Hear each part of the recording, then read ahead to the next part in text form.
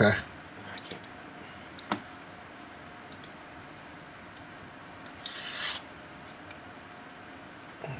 Coming up on ECG, from out of nowhere, it's Bumblebee. The domino tumbles, or something. Battlegrounds is making some noise on the Steam charts. HBO hacked. Again, I think. All this and more coming up on the East Coast Geek podcast.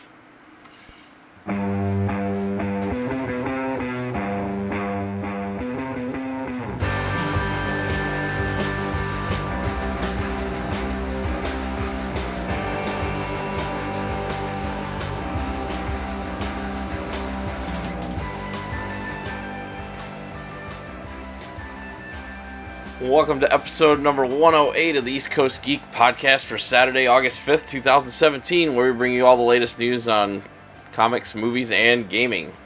I'm your host, Jeremy, and with me, as always, is Opu. How you doing, bud? Hey, I'm doing pretty good. Better than I think you're doing. You're a little sleepy. I'm sorry for that. Still waking up.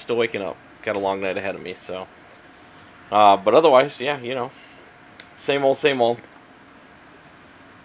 Well, that's good to hear. So what have you been up to? I'll ask you that. You usually ask me, but I'm going to ask you this time. I got back into my mainline addiction of Battlegrounds. Obviously, it's in the news, so. It's very. You seem to be jumping back and forth between. Well, yeah. Unfortunately, I actually the couple of days I had off, I actually only played Battlegrounds, so. It's kind of one of those things, you know, you want to stream a bunch of different stuff and not just play one game and 8 hours later you've played Battlegrounds and nothing else, so. Well, it works out for me because you're like, it's like, you need to buy this game. Wait, no, you need to buy this game. No, you need to buy this game. And I'm like, I'll just watch you stream them when I can. I can't afford all these games. Neither can I. I have to buy a lot of food and hair products. For what hair? For my beard hair. Oh, you put product in that? Doesn't it ruin it? I'm just naturally this good looking. Okay. I'm sorry if I broke any hearts just then. Oh, he's just a normal person like us. He puts his pants on one leg at a time. No, I'm perfect, and unfortunately, you're not. But I still love all of you. I also now have a guilty pleasure. I started watching last week, I think. This week maybe. Started watching Supernatural. It's actually Aren't pretty you good. Like 15 years behind on watching that? 12, but it's a pretty good show. I'm enjoying it. Shut your brain off and just enjoy it. That's all. How many seasons are you into it? I'm in the 4th season. Wow, that's pretty impressive. To be fair, the 3rd season only had 16 episodes, so. Oh, okay. But otherwise, you know, that's all I've been doing. What have you been up to? Me? Well, what have I been up to this week? Oh, well, so, you know, occasionally because I make bad choices with my money, that's why I can't buy games all the time, I did a Kickstarter, and we finally got into Kickstarter stuff. It's for, and you know, I love tabletop RPGs, even though I never get to play them or do anything on them. But, so I did this one called Pugmire. It's where you play as dog people. I've heard about this, and I've seen it in the stores. Yeah, this version of it just got released. I haven't gotten to look through it very much. But, I mean, it's, you know, the art's done very well. It's built because, I mean, pretty much everything. The whole setup of it is built kind of like D&D in a way. I mean, like the book itself. I don't know what system they use, or if they've come up with their own system or what. What's the one with the mice? Because there's one like that with the mice too. Isn't that just a book series? No, I thought there was an actual like High Wall or something. No, I'll have to look it up. But I know I've seen it in the stores before. There's an actual system that runs with mice instead of people. I'm not too sure to be honest with you, but Mice and Mystics. There you go. Which one? Mice and Mystics. Yeah. Okay, now I haven't heard of that one. Yeah, I've seen that in the stores before. So that's interesting that's now Pugs. Well, yeah. So there's Pugs, and basically it's like years after humans have died out, through magic or whatever, dog people now exist. Usually. And so now they treat the word of man like the Bible. In fact, on the back it says, this is like the from the Church of Man. Oh, this great. is one of their quotes or one of their rules or whatever. It says, be a good dog, protect your home, be loyal to those who are true. These are the words of the Code of Man. I was like, oh, that is so like what you would imagine your dog would think. Right. Right, you know, or you would hope, you know. Right. So anyway, so not only did I get the book, but I did get, I left the dice upstairs because I am a professional like that. Right. But I got one of the GM or DM or whatever you want to say, screens. Right. So there's the outside of it. And, you know, I enjoy the art, you know. It's like the husky there, I really like that. And the inside. Oh, nice. Oh, that's really nice. Yeah, so it's not too shabby, and obviously I haven't gotten much of a chance to look into it too much, but and like I said, I left the dice up there. But yeah, I'll read through the rule book a little bit, see what it's like, because I've been getting back into wanting to do some kind of tabletop RPG. Oh, okay. So that didn't help things. Also, this just came in today, this morning, and I actually forgot I had pre-ordered it, but hold on. Dun, dun, dun, dun. No. JoJo's Bizarre Adventure, box set 1. Look at that, people. You know nobody watches that show. Yes. This is the best, okay? Best manga, best anime. Redwall's the book series I was talking about the mice. Anyway, so I got the limited edition box set or whatever. It comes with a book showing like the what do you call them? The steals? Not really steals, but the for animation. Oh, okay. The whatever it's called. I don't know why I can't think of it right now. And also, for some weird reason, I have like a handkerchief. Oh, wow. Yeah. I don't know. That has nothing to do with the show or anything? What, the handkerchief? Well, I mean, like, the main character starts off in like the 1800s, and I guess they carried handkerchiefs there. I don't know. Bandanas or scarves or whatever. They dress very fashionably in this show. Very, like, 15 belts, all kinds of stuff. Gotcha. So the first box set, it does part 1, part 2, so it's 26 episodes. This is with the English and Japanese with English subtitles. A very good show, JoJo's Bizarre Adventure. If you don't know and you haven't listened to any of the episodes prior, where I rant about it, is about a family called the Joestars. Most, if not all of them, start with a first name with a J or a Joe sound. So there's like Jonathan Joestar, Joseph Joestar, Jotaro Joestar, Josuke Joestar, and so on. Oh, well, his last name's not Joestar. It doesn't matter. Anyways, and they use various supernatural powers, more or less, to fight the forces of evil and save the day for various reasons. And it's a generational story. That's one of the things that got me about it, is that it's not like, you know how it's always Goku that's the main hero, or in Yu Yu Hakusho it's always Yusuke. It's, you know, they change out the heroes, and they're not photocopies of each other. Like, Jonathan was the epitome of a gentleman. Joseph was more like Bugs Bunny. Like, seriously. Jotaro, the third protagonist, was like more like the stoic, reserved, badass type of character. Excuse my language. And then you actually with part 4's, it's a kind of a mixture between all three. He's polite and friendly. He's a brilliant fighter, and he can be very rough when he battles, that kind of thing, and so on and so forth. There's like 8 parts right now, and I don't want to break down all of the main characters because that would take all day. But it's a very good show, very well animated. Check out the manga, which I've actually got to get the next book of the manga in hardback as well, because it just released this week. Gotcha. And you should absolutely check out JoJo, Jeremy. Drop Supernatural and go with JoJo. It's got vampires in it too. I'd say the same to you. That's an interesting thing. That's an interesting thing. There was a episode for, I think Halloween for season 4, where they did a black and white episode, and it was all the old movie monsters. But the reason why it really stood out is the movie monsters in that reality don't operate the same way as what the actual creatures do. So like vampire bites, they don't have just these 2 fangs. They have a whole set of teeth that come out, a second set of teeth that come out. So when they bite to drink, it's a big mark instead of just 2 little bites. It's more like a leech mark or something, huh? Or yeah, kinda. But it's it's like a full set of teeth that come down in front of their regular teeth. So the other things like I think the werewolves don't really have like wolf hair, but what they were finding on one of the bodies was actual wolf hair.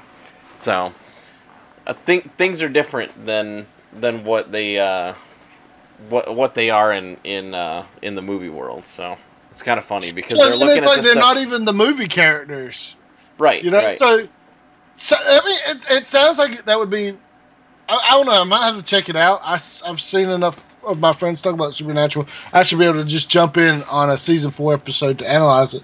But I don't know. It's kind of interesting. Like you see all these movies about these characters, and you think you know the rules that apply to them. Right. Like the best example I could think of off the top of my head is Return of the Living Dead, the unofficial sequel to Night of the Living Dead, right? Right. And so they were killing them, or they were cutting them up, but they were still alive, even if they smashed their heads or whatever. And they're like, why didn't it work? It worked at the movie. Right. That's another thing. The vampires, they can't be killed by stake through the heart. You have to just remove their head completely.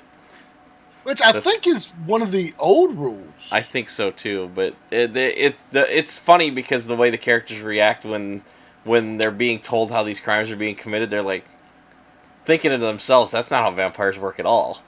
And they've established enough of that in the previous episodes to know, for you to know also that that's not how they work in that world. So it's kind of funny. So, anyways, why don't we jump into the news? What do you say? I guess. All right. Well, we're jumping right into the movies. So.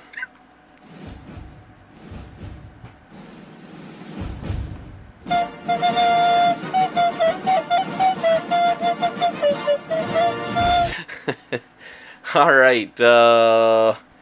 And pictures. Deadpool 2's Domino. Here she is in all her glory, laying on top of a Deadpool skin rug. Yes, if you are unaware, that is a reference to the first images or posters that came out of Deadpool. When Deadpool 1, he was laying on a bearskin rug. Right. So, ta-da. So what are your thoughts, as somebody that doesn't know the character Domino, what are your thoughts on? I mean, from what I've seen, she looks fine, I guess.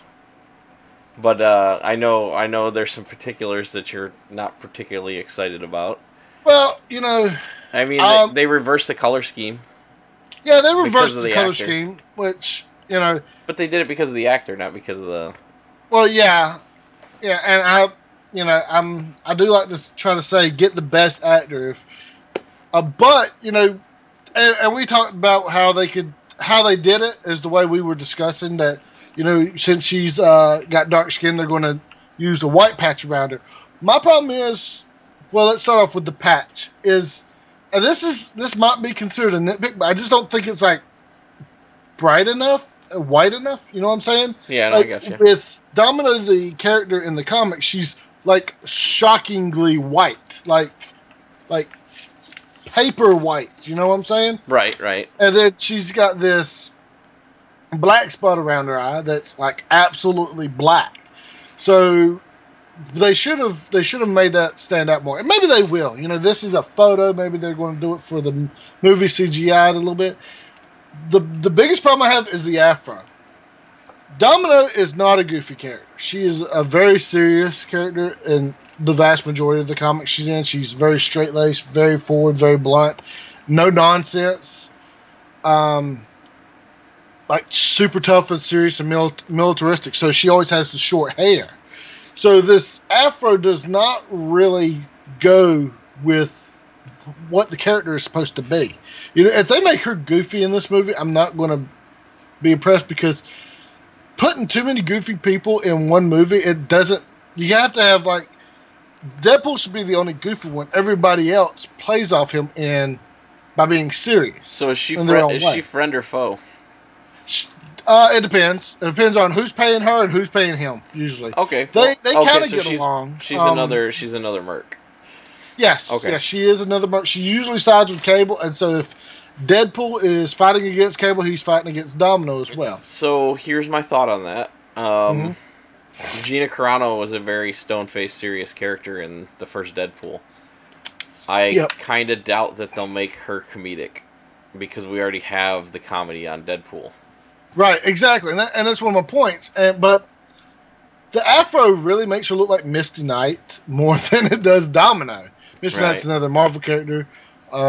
She's actually, I think she's been in Luke Cage in a couple of the other shows, but she actually gets like a robotic arm from Tony Stark. Oh, excellent! She knows kung fu and stuff. So it just doesn't scream Domino to me. Her personality and everything, like just her look. Yeah. The outfit kind of looks like it, but go ahead. You were going to say something? I was going to say, otherwise, a pretty unknown actor. She's only been acting since 2013, so that could be a good thing and a bad thing. It was probably a good thing, because she's going to try to make a name for herself with this movie. Well, that's what I'm saying. She's going to come into it, ready to go, and they didn't have to pay her as much as they would have to pay like a ScarJo or a whatever. Yeah. But here's the frustrating thing for me with when they do something like this to Domino. They worked so hard to make Deadpool, the character Deadpool, as accurate as they could to the comics. They flew in a guy from Russia to do the lines for Colossus. Right. Like, he flew in, did the lines for like 12 hours straight, and flew back out. Why are you going around and And yes, you can come back to me and say, "Oh, well, Ajax wasn't right. Oh, well, the Weapon X thing wasn't right," in the all that kind of stuff. Well, yeah, but also they were working with $50 million for that first film. Yeah, it was amazing they could do anything. They have a little bit more this time around. Yes, they have a little bit more of a budget, so you would think that they would try to work on some of that. And see, with Ajax, he can always come back into the cybernetic form that he has in the comics.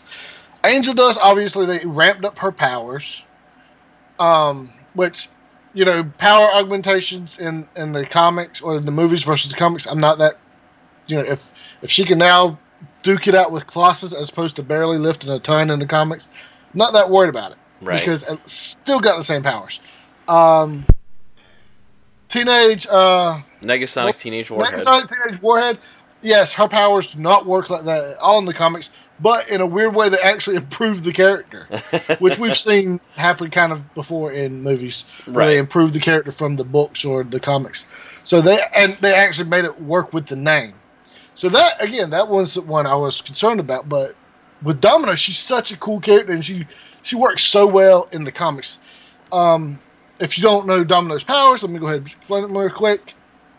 She has the ability to alter probability around her, so things fall into her favor. So, but the caveat there is she can't just stay. Like if debris is falling all around her, a building blew up above her or whatever, and the building debris was falling around, she couldn't just stand there and nothing hit her. She has to act on her own first. So she has to run, avoiding the debris, and then she'll either naturally dodge it all, or it will not just, happen to not hit her. That's how her powers work. Is she can't just be neutral. I can see that being used to some comedic effect against Deadpool, though. Which, yes, I mean, again, like I said, they fought before the comics, and there was one time they were fighting on a balcony, and it fell apart, so they both jumped off of it. And when they landed, all of it fell completely on Deadpool and none on her. Yeah, that's kind of the thing I was talking about. So yeah. And I really hope they use that kind of scene in the movie. Now, that being said, she is very intimidated by Deadpool because he is a very good fighter. And she always says his most dangerous weapon is his mouth because he just does not shut up during a battle. Right.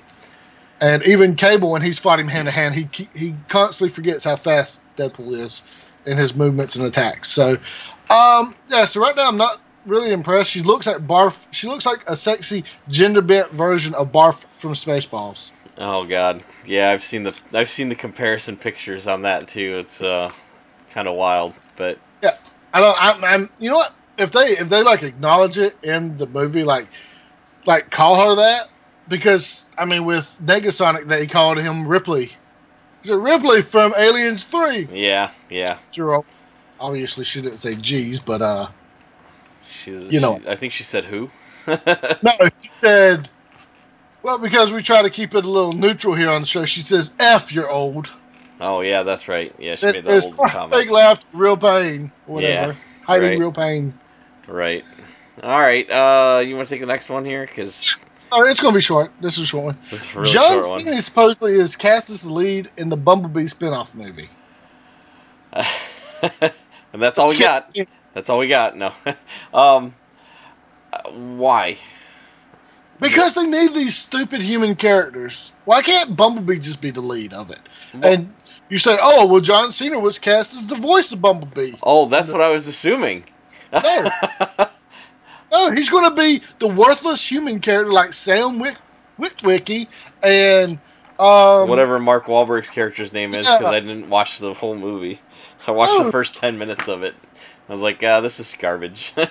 No, the thing is, 90% of the time in the old cartoons, and the humans would show up, they would do something dumb, or stumble upon the Decepticons' plans, and they'd be like, oh, well, let's go tell Optimus. Optimus and them would then show up, and then that's when the fighting would start, and they'd save the day. And then no more humans. And then the humans were out of it. Because, remember, they're this big, and it's like... giant robots that tower over buildings. Yeah. Exactly. So, why do we keep having...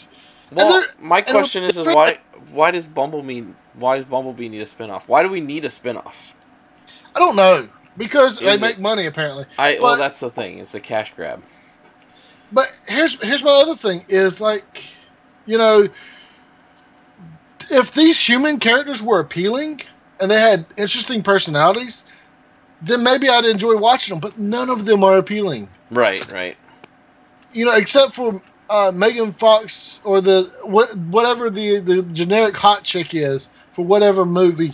That's about the only appealing one for me. But even then, I'm like, okay, I get it. She's greasy and sexy. Can we move on to see the giant robots that are in the title? Right. Yeah, I don't know. I mean, I don't understand how the Transformers movies continue to make money either. And I mean, I know, like when I said with Supernatural, you turn your brain off, you just sit there and you watch it, but there's too much human drama in a movie that should be about giant robots fighting all the time. Exactly. And here's the thing, and I know exactly why they keep putting them in there. One, because they don't have to pay for CGI for half the film. Right. Because they have a lot of action people. And two, because, and this was the same issue, and I brought this up before, with the first Hellboy movie where they introduced Agent Blandface. Oh, he's the audience surrogate. That's the one the audience is supposed to identify with. Like, no, Hellboy's the one that the audience needs to identify with because it's Hellboy's story, and he is the interesting character there. Hellboy in the comics has the 9 to 5 average working Joe personality that anybody can identify with. Bumblebee, even though he's kind of annoying in the old show and stuff, he should be the one having that character arc, Yeah. Optimus should be having the character arc, at least inspiring somebody else to be having it. Right. We don't need John Cena and all these other boring nobodies. Quick, we need humans to translate. Yeah. The robots can't talk for themselves. And, are they going to do that in this movie where Bumblebee can't talk still? Even though he started talking at the end of the first one, and then he quit talking again? Yeah. Yeah, no, I got you. I just...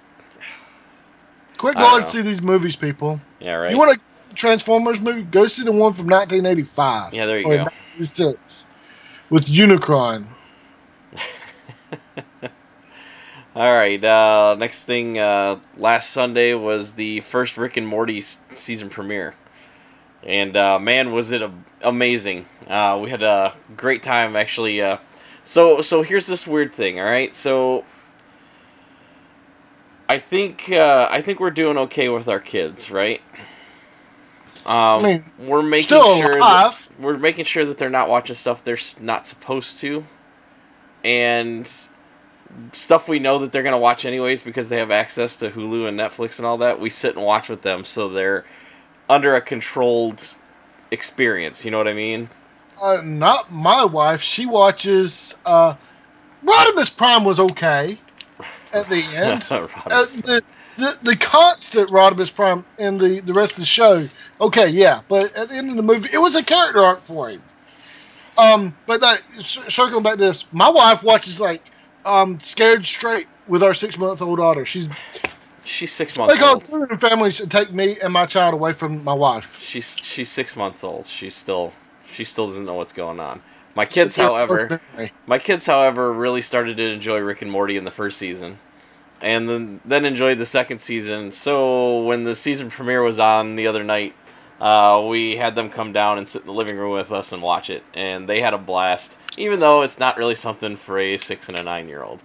Well, let's put it this way: Adult Swim beeped out all the swear words, and you know. And I'm sure they'd censor anything too graphic on there. But let's put it this way: it's no. not the age of the kid. It's you have to know your kid. If your kid can handle that kind of stuff, then they can watch it. If they can't handle it, then don't let them watch it. Like my dad took me to see Terminator 2 when I was 4 years old in theaters. Terminator 2 Judgment Day, okay? That's because your dad loves sci-fi stuff, though, man. Oh, no, my dad doesn't. My dad loves just action movies, and there's not many more actiony than Terminator 2. Wait a minute. So he wanted to go see T2, you wanted to go to the park and eat ice cream, and he won. Well, I mean, yeah. I guess. I don't even know how it happened. I just remember seeing it. I enjoy it. It's probably my favorite movie. So they based this episode on the best movie of, 2015? Right? I don't know. What was the best movie of 2015? Oh, Mad Max Fury Road. Oh.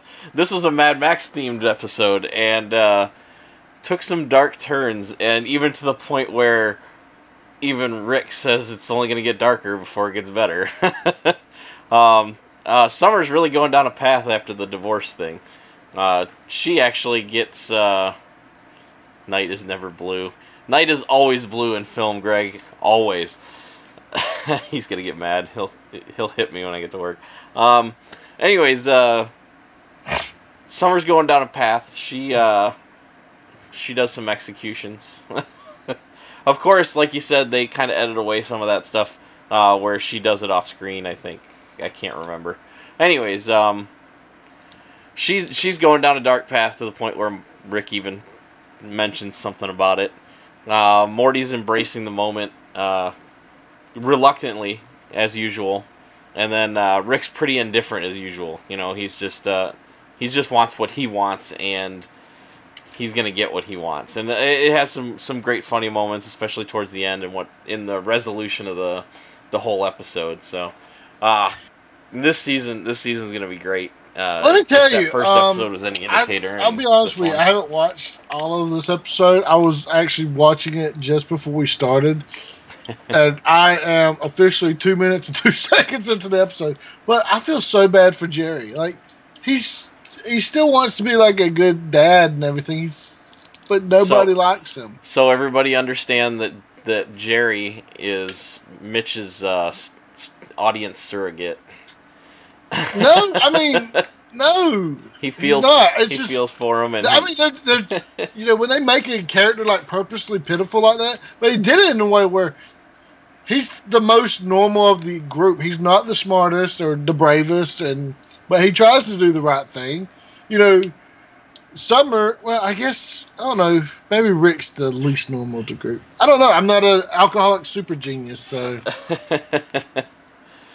Yeah, it's shaping up to be pretty good. I can't wait to see what they do. Oh, actually, I think this week's the Pickle Rick episode. So Yeah, well, that's what's been advertising. So yeah, everything that was teased is now coming to fruition. So I still want to see some. Go ahead. I still want to see some resolution with Tammy and Bird. What did they call him? Person or No, it's Bird Cyborg or Bird Robot or whatever they went with. Cyber Phoenix something, Robot Phoenix. Oh, Cyber Phoenix, right? Well, Yeah. I think the scientist named him like Robo Bird Person, and she comes in. I thought we were going with Cyber Phoenix. Is that what we went with? Really?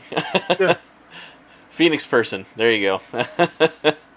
Yeah, man, they're knocking it out of the park. I need more. They need to just continuously write. They need 22 episode seasons, and I'm sure somebody's hand will be tired. Actually, I think what do they do that in Flash? I think, right? What? The episodes they do them out in Flash. Pretend that. Oh, you mean for animation? Yeah, wise. for the animation wise. Yeah, I was. I think that's spelled right. Close enough, Greg. Phoenix is a hard word. Yeah. I always mess that one up, and I know words sometimes. South Park's done in Flash still, I think, and yes. a couple others. I was listening to Flash. I was listening to a show and they were breaking down because Flash is kind of going away. I don't know if anybody's been reading the news. They're trying to go away with it. It's no longer going to be supported and all that. Which means no more security updates, which people should be moving away from it. It's not going to hurt animation, but you know what I mean. But there's also a couple of shows that use the new what's that one company that one anime studio that released the Studio Ghibli tools. There's a couple of shows that use those now too. So, but I found it interesting that and I never really paid attention. I guess that South Park and stuff like that were done in Flash, and I think this show too. So. The South Park, because they actually try to do the stuff by hand, and they're like, "Oh, we get out 3 episodes a year, right?" Because it takes so long, so they had to move to something. And supposedly, last I heard, the system they use this like massively powerful computer system or whatever, to work on South Park. So they're like, "Yeah, we're basically using like an atomic bomb to power a lamp, the equivalent." But yeah, it's just, I guess it's just easier, it's cheaper, it's more efficient. Aqua Teen Hunger Force was done in Flash. My Little Pony's done in Flash. So there's plenty of them. C-Lab, probably done in Flash. Well, it's just, you get what effort you put in. So you have something simple like South Park, which actually does have surprisingly good animation at times, when they do like the CG, the 3D characters, or sometimes action scenes or whatever. You have that ninja episode in season 3 or 4. Do you remember that one? Yeah, Where they got the ninja weapons. Like the ninja episode. You have the like My Little Pony, for love it or hate it, it's got really smooth animation. But then you can also have like Aqua Teen Hunger Force, where they literally just take the figure and move it back and forth. Yeah.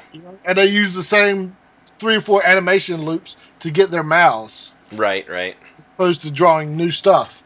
So it's just like anything, you get what you put into it. But at least with this one, I don't know. But it'll be... I don't know what else to say on that. I am not an animation expert, as in the technical side of it. Well, maybe you should especially not the computer animation stuff. Hey, those Studio Ghibli tools are free, aren't they? I think they have, usually with animation tools or most art programs these days, they have like a free version or a pay what you want version. And then they have like the professional version. And usually the professional version can be like several $100s, but it's got all these extra tools and abilities in it. I can't see them not doing what, like, who is it? Who does Gears? No, not the studio that does Gears. Never mind. The Unreal Engine. That's free, and then you pay royalties after you've produced and released your game.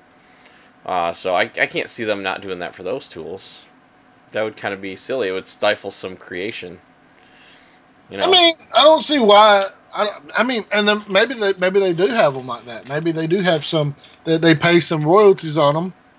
Right, Or right. Maybe they just are. It's like a one-time buy thing, you know. Right, and right. like with licenses, or maybe that's for a animation studio. You have 3 or 4 people working on. Obviously, probably more. You know, you have several people working on it. You buy so many licenses.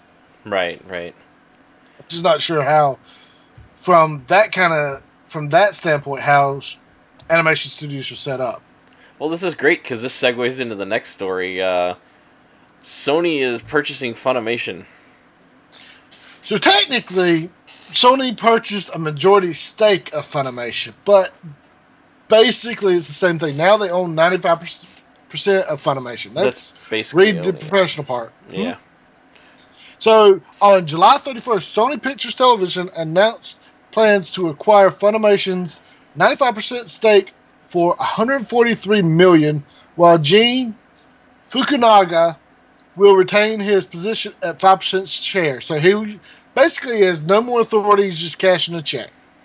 Right. Sony touted that the deal would allow Funimation to have synergies with its Animax and Kid Station divisions and direct access to creative pipeline. Okay.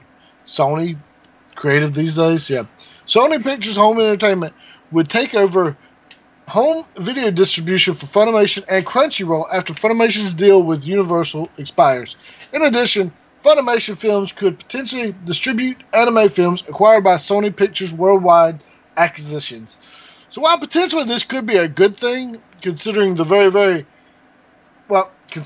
considering the very, very, very stupid moves that Sony's been doing lately, this might be the end of Funimation. I mean, have they made a profit this year on any film they released? I don't know. Ghostbusters? Oh wait, that was last year. Emoji Movie? No. No. They release? They didn't make any money on that. Did they release the numbers on that? I don't know. Did they release Dark Tower? Dark Tower came out today. So yeah. The first showing was last night. Is that Sony Pictures? I don't know. I'm trying to see. I was going to mention it later. Oh, do you have a note in here? No, I didn't put it in there. I forgot to, but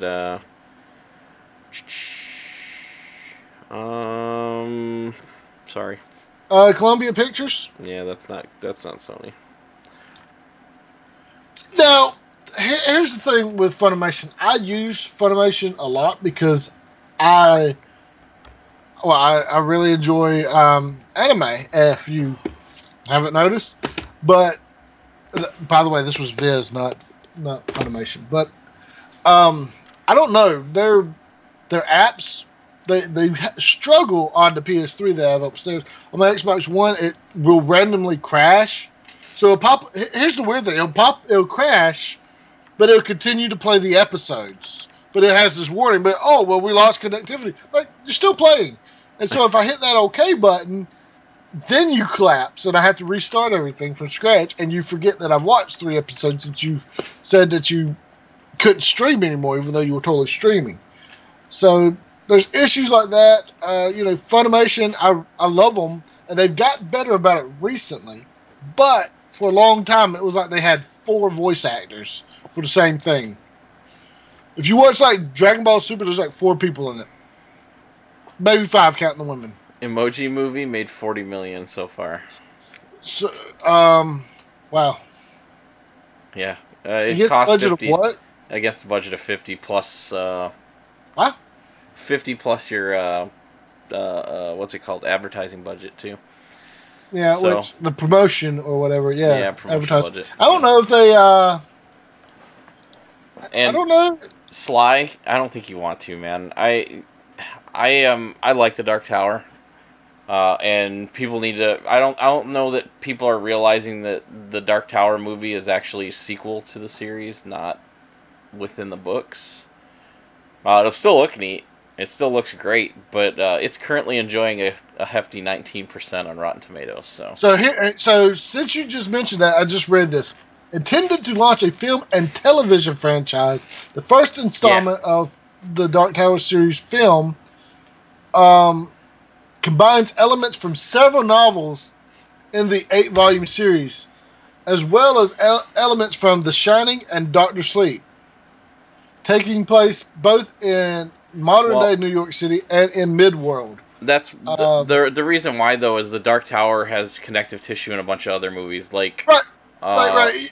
Which that's what the Dark Tower series was. Is it's supposed to be like that's where all like the stories, monsters, or villains from all of Stephen King's works kind of live, right? More or less.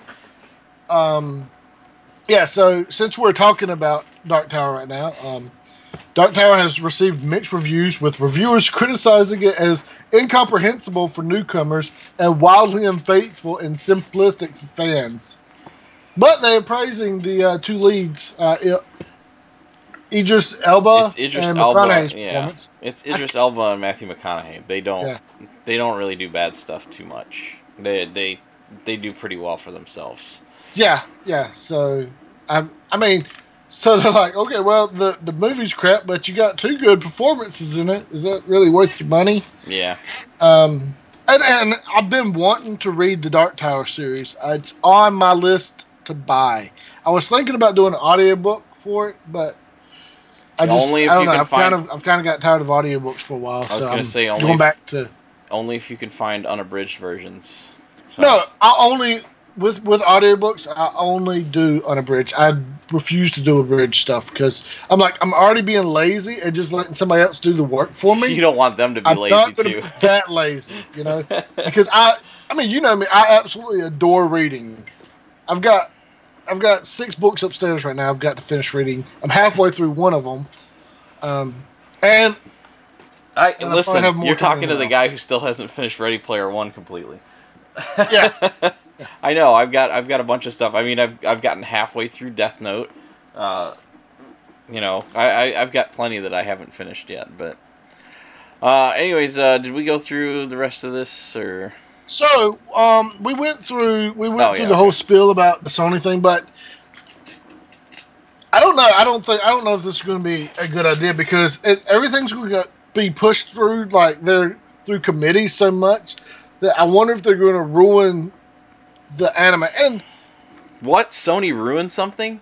What? Yeah, I don't know. And the thing is, the Funimation's more recent.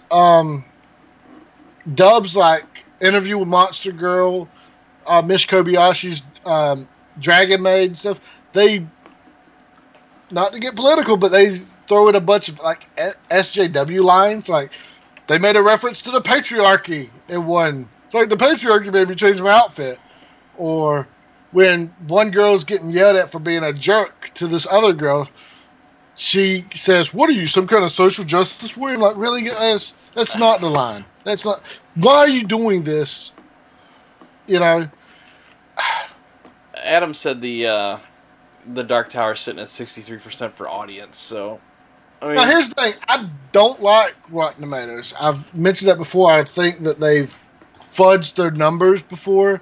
Like with Ghostbusters 16, they kept saying, "Oh, this is the best movie ever, so funny," and then the audience is like, "This is not good." So, with Emoji Movie, I didn't expect it. To be honest with you, I didn't expect it to debut at 0%. Don't get confused between critics and audience, though. Critics like things for certain things, so you get your SJW critics that'll love the Ghostbusters movie because it's strong feminist ideals and stuff like that. So they'll do something. They're doing what they need to do to protect their job and continue to keep their job. The audience, they don't want blacklisted, is what you're saying. Basically, is that they're kowtowing to mandates from higher ups. Mandates from higher ups or mandates from the person who pays the bills. I mean, not even just somebody that's telling them. They're thinking, well, are they really going to like what I said here? Are they going to trust me to do anything else? the audience doesn't give a crap. If they don't like a movie, they're going to say they don't like a movie. So, right. I mean, look at the. Well, then the joke's on them because they don't care. In the end, the studios don't care about the rating. They care about how much money they make. So if you go and you're saying, I know this movie's going to be bad, but I want to go see it, and tell other people that it's going to be bad, you're giving them money. You know, Yeah. If you go through it and like you leave before it's halfway done, maybe you can get your money back. But then you go and tell your other people, man, that's the worst movie I've ever seen. They're going to say, wow, I like looking at train wrecks. Let me go watch it. Right? And then that person doesn't leave all the way through. Yeah. So, did I ever tell you I walked out on one movie and one movie only in my lifetime? And what's that? And I wonder if it was the same movie or if it's the only movie my father also walked out on because we went and saw it together. Friday Night Lights. Did not like the movie. It was terrible. We paid full ticket price and we walked out. Did you get your money back? I don't know. I was younger. Oh. I wasn't really. I don't know if Dad. I've never walked out of a movie.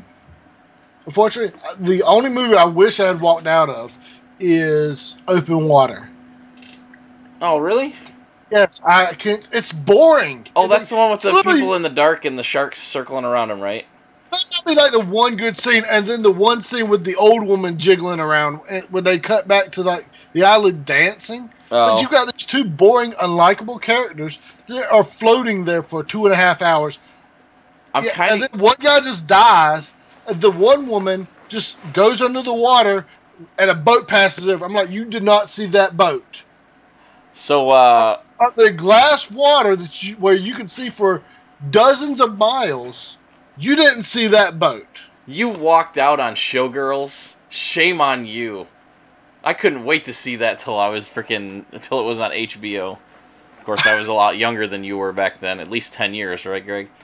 You're gonna laugh, but I kind of want to see that one where that chick's stuck on the rock out in the little cove. The Shallows. The Shallows, is that what it is? Yeah. The best movie I've seen. Okay, so she's like the one main character in that, right? Yeah. And there's nobody. The best movie I've seen with like a solo performance is probably 1408. Aside from Samuel L. Jackson, there wasn't enough TNA in Showgirls. To be honest with you, I think that's what disappointed everybody. Is like there's not that much of this. You know, at least with what was it, Demi Moore's striptease? Yeah, at least you had. Yeah, that was it. At least you had Burt Reynolds. yeah. At least that showed stuff off. Did you watch the show? Did you watch the show Friday Night Lights? No. Nope. I've never watched it. I don't know. I just can't get into many sports shows. Yeah, I didn't really like the story, Greg. We made it a half hour, and we're like, oh, this guy's beating his kid, and man, they take football a little too seriously down there. But I understand that's the point, but I just did not like it. It was not doing what a movie wanted or should have done for me. So, and just for clarification, I like stories, movies with good stories, even those without action. If you've ever seen the movie Closer, Closer's really interesting. It was a 4-person play, and they pulled it off with Julia Roberts, Clive Owen, Natalie Portman, and Jude Law in a movie set. And I know my buddy Josh, he's seen it too because we watched it in Iraq, and it's a very, very interesting story. Mostly just the 4 of them with a few people here and there just as background, but all the interactions were between those 4 characters, and that was it. Try to think of a movie that I liked that wasn't like action. That was more like a drama. And that's my point. And I understand that's what that movie was supposed to be, I guess, but it just didn't strike with me. So it's the storyline. Yeah, well, you know what, you gotta have. You better have a strong story, or you better have a lot of fan service. Like, you know, and I don't just mean like the TNA, like with Showgirls, but you have to have really good action scenes. You know, something. If you're not going to have story in there, and if you've got a story, you better have some good characters and actors that can portray those characters. I don't know. I haven't. What movie? I don't know. Out of all the freaking movies I've watched, I don't know of one off the top of my head that was just like more of a slice of life type of, or a drama. You mean Pride and Prejudice and zombies, right, Sly? Or do you mean the Pride and Prejudice? The wife and I actually finally watched that Pride and Prejudice and zombies, and it was okay. Turn your brain off and enjoy it. Well, I was actually reading the book. I only got like halfway through the book.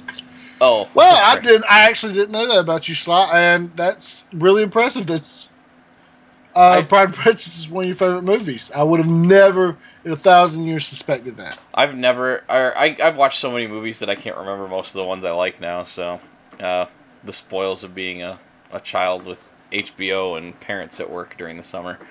All right, well, let's finish up with the movies section with our big story, and I got a cool picture for it that I kind of did up. HBO was hacked. Again, I think. This isn't the first time. Is it again? I think so. Or are you thinking of Sony? The great Sony hack. I'm not concerned about Sony, though. Yeah, I guess so. The world according to Garp when you were 9. Holy crap. Now that explains a lot, Greg. That explains a lot. Is that back when you could see movies for a nickel? That was a dark movie too. All right. So, anyways, HBO hack, and my notes aren't coming up. There we go. HBO recently experienced a cyber incident. Cyber incident. Those are buzzwords there, fans. Which resulted in the compromise of proprietary information. The network confirmed in a statement. We immediately began investigating the incident and are working with law enforcement and outside cybersecurity firms. Data protection is top priority at HBO. A top priority, my bad. And we take seriously our responsibilities to protect the data we hold. Hackers claim to have obtained 1.5 terabytes of data from the company. You could approximately fit 500 hours worth of movies on 1 terabyte. And assuming each movie is roughly 120 minutes long, that'd be about 250 movies. Or, your hour episodes and stuff like that. More, So far, well, this was that note was just to give some context for people Yeah. about how big a terabyte was. Yeah. Obviously, you could buy a terabyte hard drive for like $50 nowadays, maybe 100, maybe it's still at 100. But you could go back. Just sorry to get on a little tangent here, but you could go back just 20 years maybe, and remember when like terabyte was like a sci-fi word. Yeah. I think I remember in Mega Man X when you booted it up, it was like his brain was like 20 terabytes or something like that on his like schematic screen. Great. So far, an upcoming episode of Ballers and Room 104 have apparently been put online. There's also written material that's allegedly from next week's 4th episode of Game of Thrones. Which note, I think they did release the 4th episode of Game of Thrones because there's a bunch of posts online asking people to please don't spoil it for people. Yeah. Which, yes, if you see this stuff, if you see the leaked stuff, which you shouldn't, come on, try to support the people that are making stuff that you enjoy, but just speaking of supporting the people that make things you enjoy, I don't remember if we mentioned it, but the reports from the first episode of Game of Thrones was that it was pirated over 90 million times. Yeah, that's crazy. Anyways, more is promised to be coming soon. HBO is not commenting on what content might have been stolen or confirming specific titles. HBO chairman and CEO Richard Plepper. Sorry, dude, that's a terrible last name. The episode 4 leak is separate from the initial attack will be hacked. Oh, okay. Huh. Okay. Oh, jeez. So there was more. They're having a rough time over at HBO. That's what happens when I guess you got popular shows. Anyways, the chairman and CEO, Richard Plepper, sent an email to HBO employees alerting of the breach. As most of you have probably heard by now, there's been a cyber incident directed at the company which has resulted in some stolen proprietary information, including some of our programming, he wrote. Any intrusion of this nature is obviously disruptive, unsettling, and disturbing for all of us. I can assure you that senior leadership and our extraordinary technology team, along with outside experts, are working around the clock to protect our collective interests, especially your personal data, right? The efforts across multiple departments have been nothing short of Herculean. It is a textbook example of quintessential HBO teamwork. The problem before us is unfortunately all too familiar in the world we now find ourselves a part of. As has been the case with any challenge we have ever faced, I have absolutely no doubt that we will surely navigate our way through this successfully. So, real quick, has anybody told them that, and I don't know how they're set up. I don't know how they distribute their shows or anything, but has anybody told them that if they put it on any kind of network, and that network is not self-contained and can access the internet, that they're at a risk? That if they don't want this stuff to get out, take it off any network, put it on one isolated computer or one locked hard drive, and leave it in there until it's time for you to start distributing it. Now, it could be that some of the stuff got distributed that way or whatever. I'm not sure. Hey, you know what? That brings up a meme that I saw last night, actually.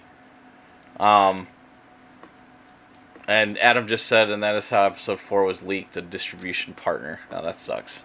That's even worse. That means somebody might lose some business over that. That's outside the initial hack that we're talking about right here. Yeah, that's what he's saying. He was clearing up the rest of it. Yeah. Anyways, the meme I saw last night was Chris Pratt and Jennifer Lawrence sitting facing each other.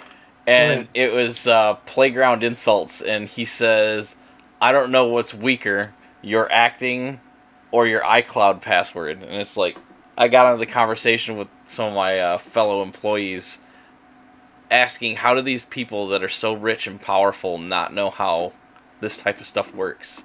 Because can't they just hire somebody? I mean, pay me $75,000 a year. I will advise you on how to use your technology if that's what you really need.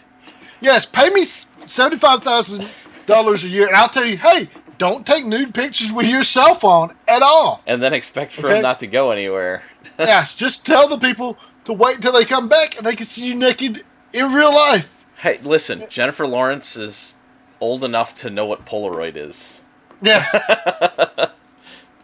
And tell you what, I'll start a competition.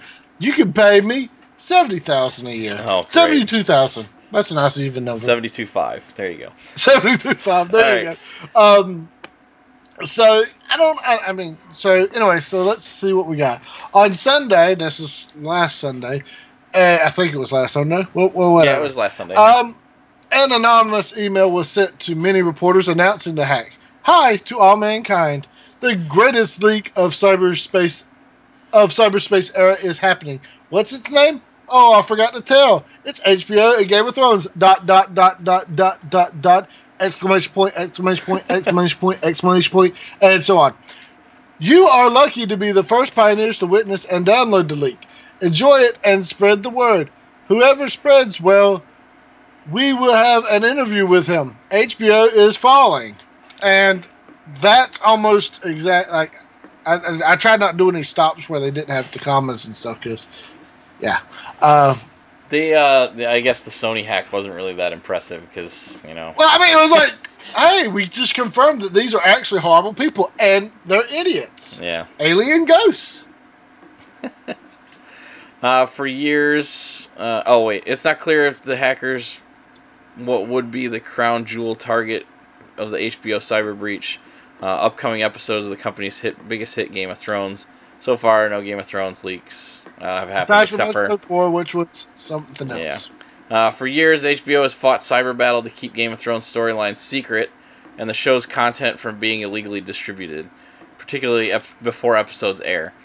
In Season 5, the first 4 episodes leaked online before the show's premiere after review DVDs that were sent to the press and the industry insiders.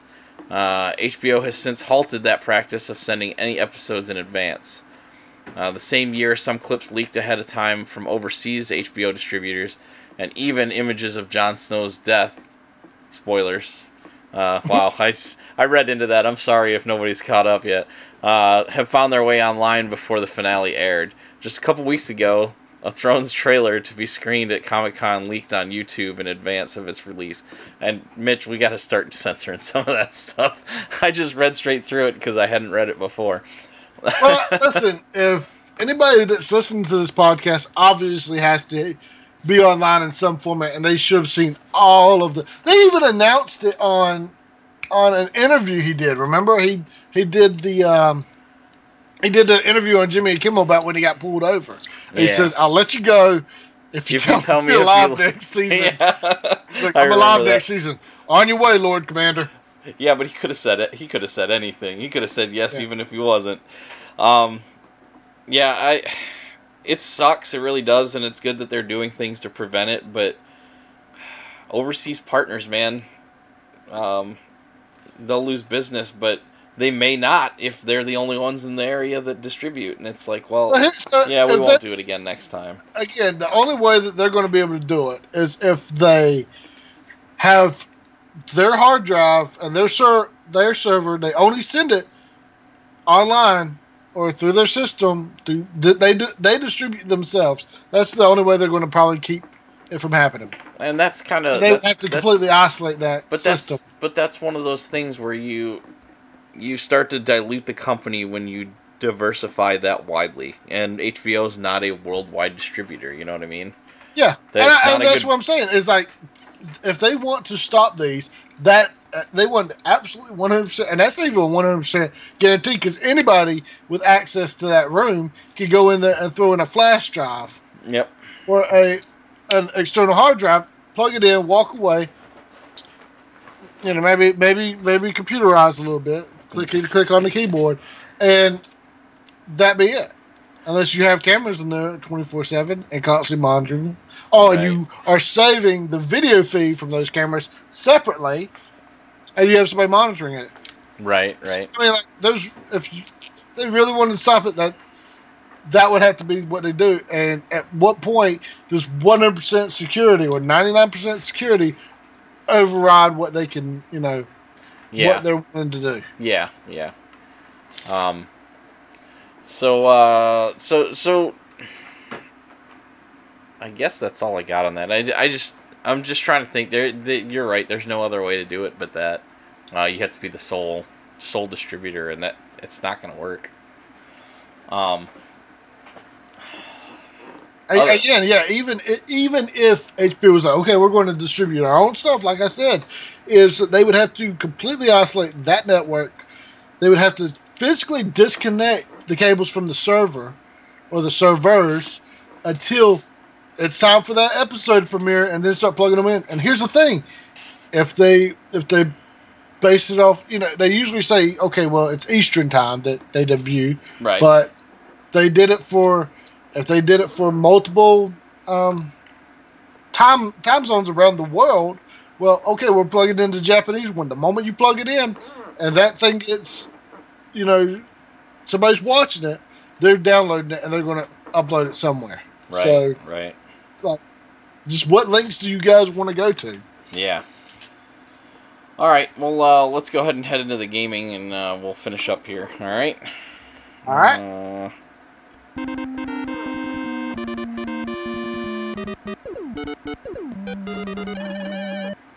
All right. Real quick to answer Adam. Yeah, you're right. I mean, the budget and the planning for that would just be astronomical, and so many variables involved with the security. Like you said, cost and risk analysis. It's just, you just have to do the best you can with what you got. Jeremy left. I'm sick of this. Yeah. All right. Let's see. The first thing we've got, and I know you're tired of it. You already said, "Oh God," and more. I will say this: I am not tired of this apps. I actually hear a bunch of people from work talk about this game, and I enjoy hearing people's passions on stuff. And so I do not get tired of it. Unlike some people getting tired with me posting about JoJo all the time. Like everything, though. That's all you use now. That's all you use is just JoJo memes. Anyways. I don't play Pugs, so I can't use a Pug meme. All right. PlayerUnknown's Battlegrounds hit over 518,000 concurrent users on Steam. They took the number 2 spot from Counter-Strike Global Operations, which is crazy. Yeah, it's PUBG there, pal. That is an amazing that is an amazing feat. And let me tell you, I think Dota's next. Interesting story crossing over that one in mentioning Dota 2. Apparently, it's just exiting early access or beta. It's been out for early years. Access or beta, because I've been hearing about that one for a while. Years, yeah, exactly.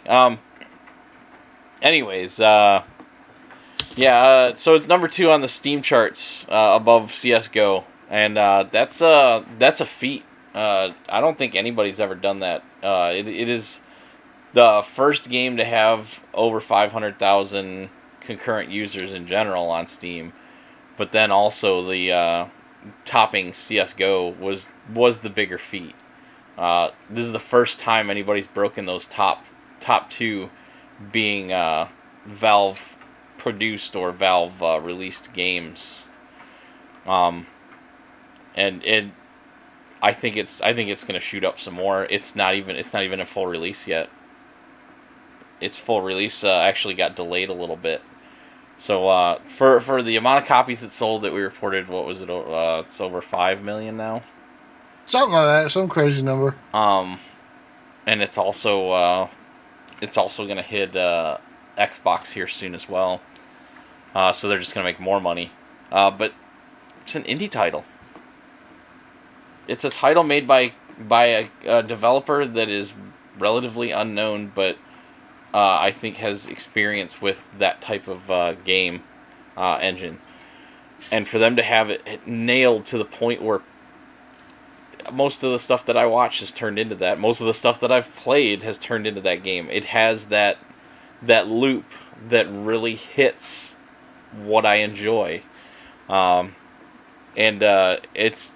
I mean, I had another number 1 finish the other night. It was great. It feels good to win. It feels bad to lose, but it doesn't make me want to quit. It makes me want to try harder the next time. And that's why I dump 4 hours at a time into it.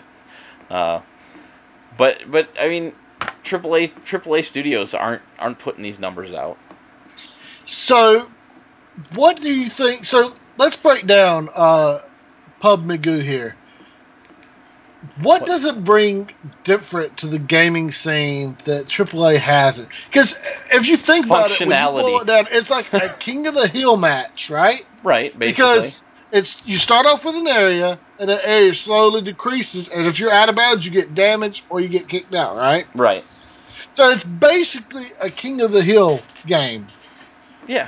That you can do individually or teams. What do you think it's bringing to the gaming scene right now? Is it just because it's the latest release, or do you think that they understand the attitudes of gamers better than AAA studios, which, again, like we talked about earlier with movies and anime and stuff, is it getting pushed through too many committees to just be fun? At the end of the day, I'm going to say this, and then I'm going to let you talk because you know this game and I don't. At the end of the game, I love story, we love graphics, all this stuff, but your game has to be fun. Right. Go ahead. Okay, so that's the hook. The game is very enjoyable. It's not the best graphics. It's really good graphics. They're doing really well with the engine, but it's not, by no means does it look anything like Call of Duty or Battlefield. It looks like a very, very well done version of, like, I don't know, Battlefield 3 maybe, as far as the engine's concerned. But the guy who made the game, PlayerUnknown, Brendan, I can't remember what his last name is. He worked on it with. Yeah, that's a good point too. It's great graphics for the size of the world. The maps, I can't remember. It's like 30 or 40 square miles of space some water, but most of the landmass is pretty. It takes a while to run across it. Anyways, it hits on everything that you want. You want that adrenaline rush from taking fire from multiple positions and trying to figure that out.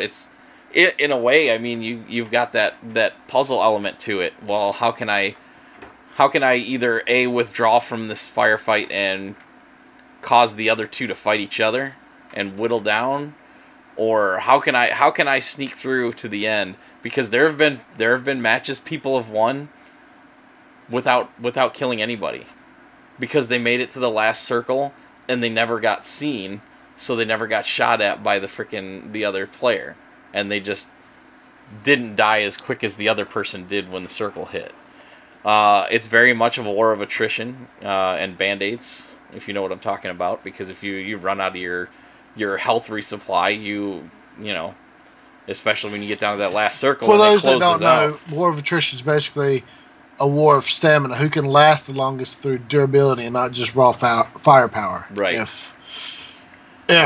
So what we got here is, okay, so the graphics are okay. You could tell what things are supposed to be. Many different strategies. You can either have, overwhelming force. You can do stealth. Large world. I have seen, so in a squad match, there's traditionally anywhere from 25 to 28 teams, depending on if people drop with or without the full group of people, which most of the times, we drop with 3 people out of the 4 people that you can have. Though there are people that are really good that drop as solos in a squad match, and that's where you get those unbalanced number of teams. 25 is the absolute... if you have every team with... 100 players divided by 4. That would be 25. Is it? Yeah, so it's 25. So... You're thinking 4 quarters. Yeah. I don't know why I thought more. He just woke up, folks. Most of the time, the matches, the smart one in the group.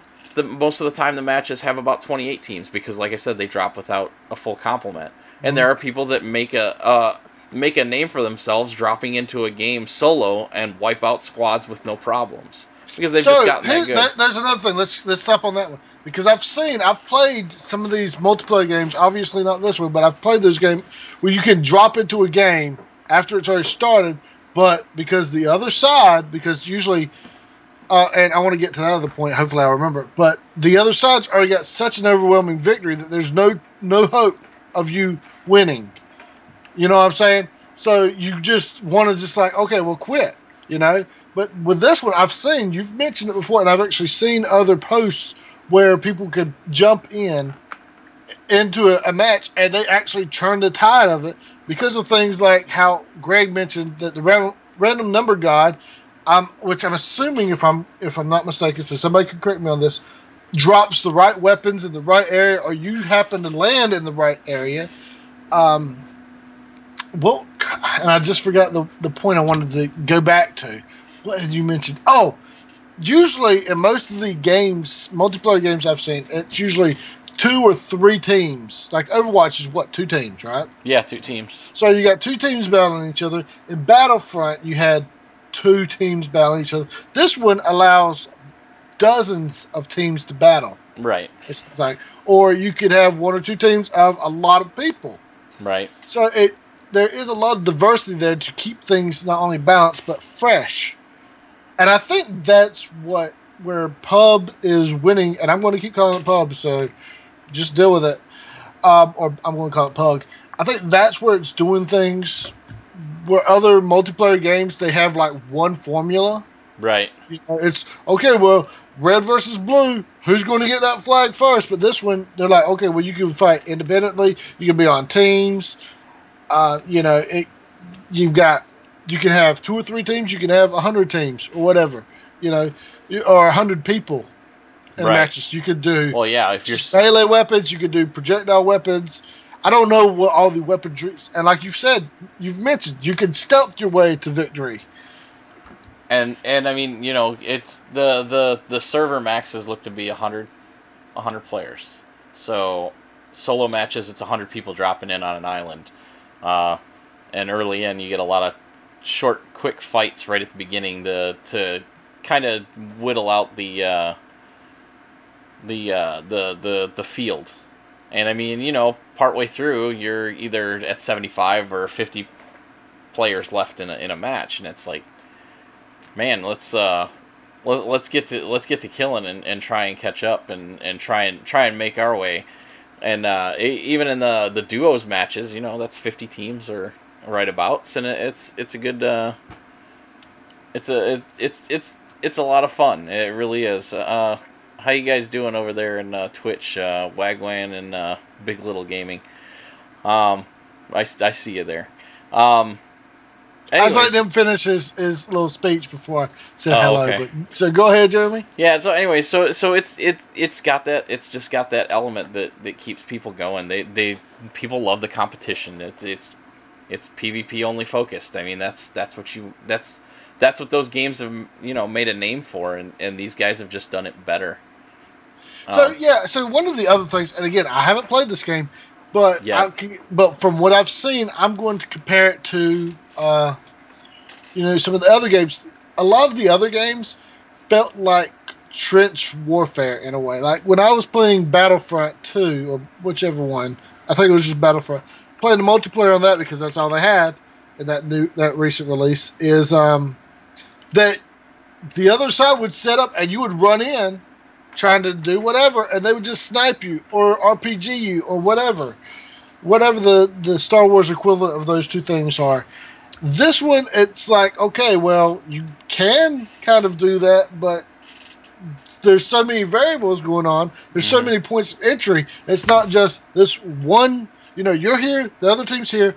It's not just this one tunnel that you're going through. Right. It's like your team's here, this team's here, this team's here, this team's here, this team's here, and then the map's all squiggly like, again, I'm not too sure. But, so you can't just, well, I guess in a way you can set up in one perimeter for a certain amount of time, at least until that no man's land gets to you and you start taking damage or you fall off the game. And that's the thing too, is it's not always closing in the same spot, so you don't know where it's going to end. And sometimes it can be in favor, other times you're chasing the circle and in the whole, for the whole game, and it turns into PlayerUnknown's running simulator, as we've noted multiple times. So wait, so you're saying like this is the island, right? Yeah. It doesn't just close in like this. It might close in into this corner. Now, see, that's another interesting variable there. So, yeah, big ups on that one, because then that's another way of changing up your strategy. And I'm assuming you don't know until the circle starts getting smaller. Yeah, right? Yeah, definitely. And thanks for showing up, Big Little Gaming. I see you.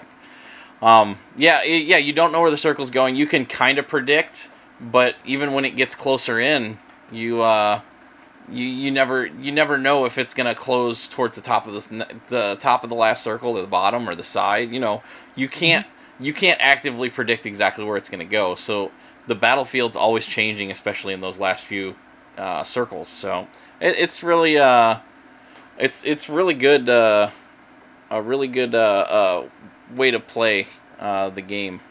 They do really well. Yeah, it does seem like it would change the tide of the game. By the way, Twitch is absolutely blowing up. blowing up on here. I am impressed. But and any little thing seems like it can change the whole no matter what game you're in. Well, what am I trying to say? It's just like this game seems like it's able to keep itself fresh. And let me put it from this other perspective: is Jeremy is really, really quick to pick up games and then drop them. So by the time I buy the game, after I budget things out and I buy the game, he's already out of it. Like with I'll give you an example: World of Warcraft. I picked it up on his recommendation with Legion, and the next thing I know, he's moved on to this other game. I'm like, but I'm still trying to get my mounts. Yeah. But this one, you've actually stuck with this one for a while. So, and I'm not bashing you, buddy, but I'm just saying that this one's here to stay. It scratches a few itches that help me personally. So I've already dropped WoW, by the way, Sly. Sorry, it became work. It became a job, and I'm lazy as it is. The Minecraft Glide minigame. They have minigames in Minecraft now. Yeah, they've got those little server mini games that they've got. I was just looking up. I don't know. I don't remember last time I actually booted up Minecraft. Unfortunately, I've been wanting to get back into it. I've got to find more people to play on. Since yeah, it's the new Rainbow Six. Well, I still play Rainbow Six Siege though when I get a chance. I need to actually play with Melon some more. Yeah, Sly, hit me up. I'll play with you too. I've played PlayerUnknown's Battlegrounds 117 hours since I bought it in, was it March or April, I think? Yeah. So I mean, I have tons on my personal streams. I have 4+ hours on each stream just because it's so much fun, and it really gets what I want, you know. So. Yeah, noob. Greg bought it later than me, and he's probably at least double. It's kind of like Melon's got, like, I don't know, like 500 hours or more in freaking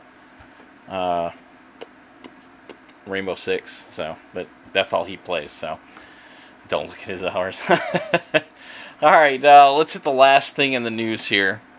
The Destiny PC beta will be at the end of August. Destiny 2. Destiny 2 PC beta. The PC beta. First of all, every dolphin is special, and every manatee is special. So you're both special to us. Oh, my God. That's... I mean, we Destiny 2 PC beta. Go ahead, sir.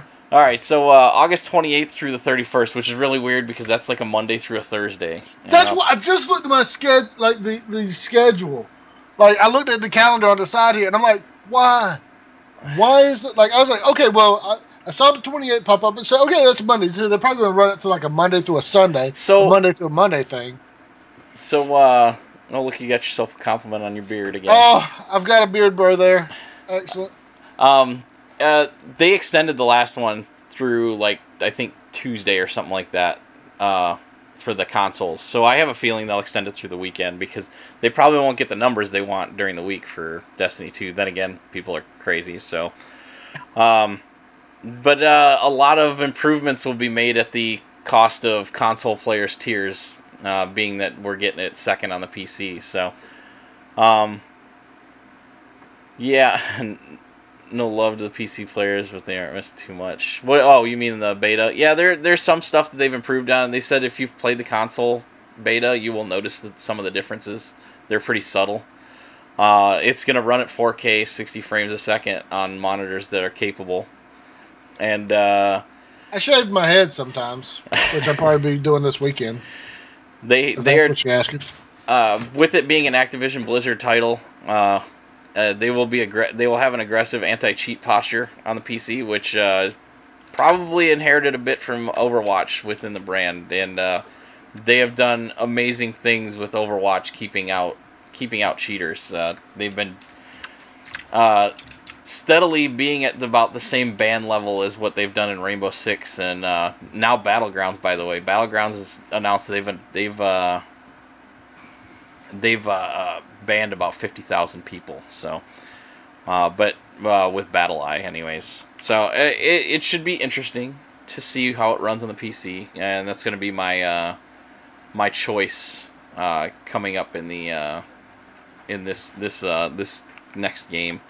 I played it on the console, but I've since let my live lapse, and now I'm going to stick to the PC.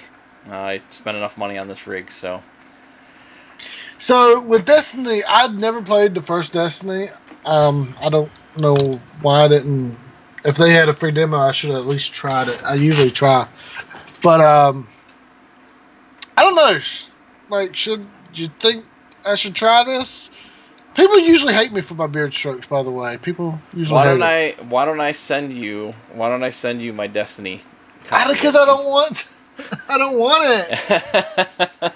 I don't want to hear about a wizard from the moon. Hopefully they fix some of the story structure in this game. Well, they got rid of Peter Dinklage's voice too, so. Yeah, I know the North has it now, which is unfair to Peter Dinklage because he's a good actor. So, but like you have to, like, and I've seen them. I don't know if you've ever watched the video of them having what's his face from Friends read the dialogue from Fallout New Vegas, but it just seems like they give him a piece of paper to like just read the lines. Right. So he doesn't know the context. He's just like reading them, and they're all flat. Right, right. And so I'm like, you know, how do they coach voice actors in games in the studio? It's like, so, are you giving them any understanding of the characters? So here's the thing, and there's been a lot of question on that with Peter Dinklage specifically, whether or not they actually had good direction with him, because he's a great actor. He does fine in what he does, but I think it more or less chalks up to, hey, we need a couple of friends to do a couple of favors for us, and under not so great direction got what they needed. You know what I mean? So yeah, it's I would have hoped for better, and some of the dialogue was all right, but a couple of those lines were like poorly delivered, and they grabbed a couple of lines they should have probably reshot or didn't have the opportunity to rewrite with. So I don't know. The stuff from what I've seen, and I mean the main characters, the three main vanguards, Nathan Fillion. Well, see, here's the thing. I don't know what Peter Dinklage's hobbies are, but we know Nathan Fillion spends most of his time in the gaming world, so he knows that there's stupid lines out there, so he probably embraces everything he gets dialogue for. Right, right. So it seems like those characters that actually did really well are getting more story in the future. I mean, Nathan Fillion was like the star of the first the first trailer that they released. Even though they had Lance Reddick also talking, everybody was paying attention to Nathan Fillion because he was the comic relief. So. Otherwise, yeah, I can't wait to see what it looks like on my computer. It'll probably be the determining factor on whether or not we actually get it. But by we, I mean my son and I. So, you helped me build this gaming PC that I have now. I don't think I've played a really graphic heavy of a game yet. I've played Rogue Legacy and Darkest Dungeon, and those. I don't know why. Maybe I need to get something that's graphics intense to see. Yeah, that's gonna push it. Yeah. Yeah. All right. Well, maybe I'll get to do Skyrim remaster again. Yeah, there you go. For the third time. There you go. No, I've only won it once, by the way. That's always a good one to pick up. All right. Well, let's wrap this up. I gotta go to work. All right, that's all we've got for you this week, everybody. Thanks for listening to those of you that joined us on live stream on YouTube as well as Twitch. We greatly appreciate you guys showing up and chatting with us. Please leave us feedback on our show wherever you get it from if you're listening to us on the podcast downloads. And don't forget to check out our new Patreon page at patreon.com/StasisGeek. where you can help support the show. We just launched it today to get it out there, as it's been sitting in development hell for the last couple of weeks trying to get everything together. It's a start. It's a starting point, and it'll get further fleshed out, and more things will be added to the donation levels as time goes on. So that's there for you to peruse if you so choose to do so.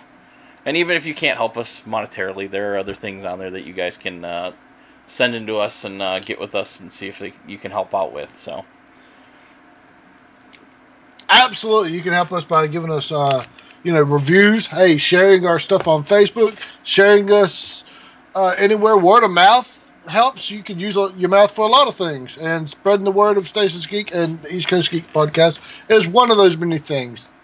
If you don't want to use your mouth, you want to use your hands, to contact us, you can contact us at ECG_podcast on Twitter, at our Facebook page, www.facebook.com/ECGpodcast, or our email address at ecgpodcast@gmail.com. Also visit us at our webpage, www.stasisgeek.com. That's STASISGEEK.com. Or like Jeremy said, post a comment.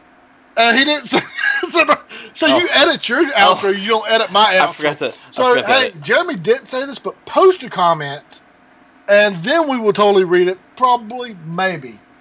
And now that we've launched this Patreon, we're going to have to be far more professional, like making sure both of our outros are legit, not throwing your buddy under the bus, Jeremy. I forgot. I'm sorry. I got to rewrite in the master copy too. So, all right. We will be back next week. Should be Friday, maybe Saturday, but should be Friday. By the way, Jason, I don't know which one of these are your screen name, but you better have tuned in because I had to sweet talk Jeremy to go on Saturday just for you. And it's fine. It's no problem. We will be back next week. Until then, stay geeky.